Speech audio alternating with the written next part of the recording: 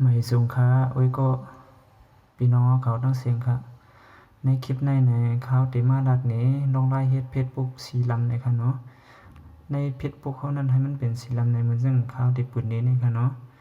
เฮ็ดซึ่งหือในนั้นในด้วยซ่องวิดีโอข่าวตัวปอสดค่ะเนาะเอาค่ะไม่สูงกูก็ค่ะเนาะกำในเฮาบ่เอาข้าวย่ำนำเอาค่ะเนาะกำในเข้ากับด้วยที่ Facebook ค่ะเนาะนะครับมันจะเป็นสีลำจังได๋ค่ะเนาะก็เป็นสไตล์แทงเมียวค่ะเนาะสไตล์ที่เหมือนเปิ้นนั่นน่ะค่ะเนาะที่มันเหมือนเปิ้นแล้วก็เฮาคลายสไตล์จังไหนนี่ค่ะเนาะให้มันเป็นสีลำจังไหนในติหือนี่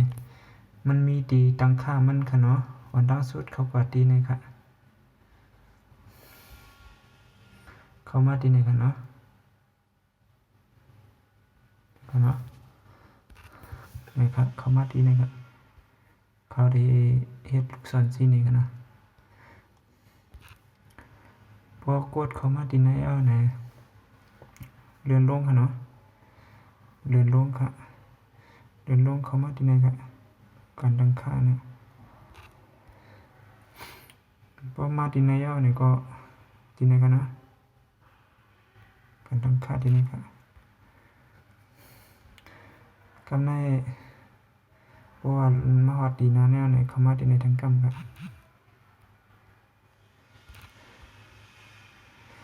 นี่ครับมาดีการตั้งค่านี่ครับเนาะกำกันนะ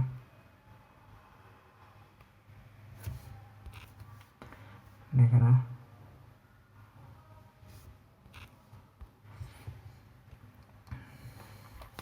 พอมาฮอดดีในเอาเนี่ยก็เดินขึ้นกันเนาะเดินขึ้นที่หันโหมดสีเข้มนี่ครับเนาะโหมดสีเข้มที่นี่ครับที่นี่ครับเนาะกดเข้ากับครับกำในครับเนาะจะได้มาเปิดที่นี่ครับเนาะที่มีเปิดแต่ปิกนี่ครับเนาะนี่ครับเขาเปิดไว้เนี่ยสังว่าใครปิกแบบใครมันเป็นสีขาวขึ้นนี่ก็กดที่นี่กันนะ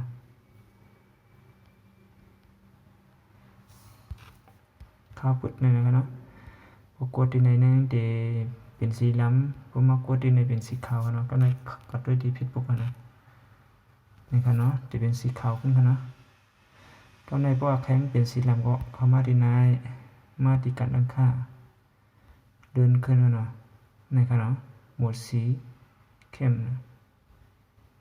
นี่ครับเนาะ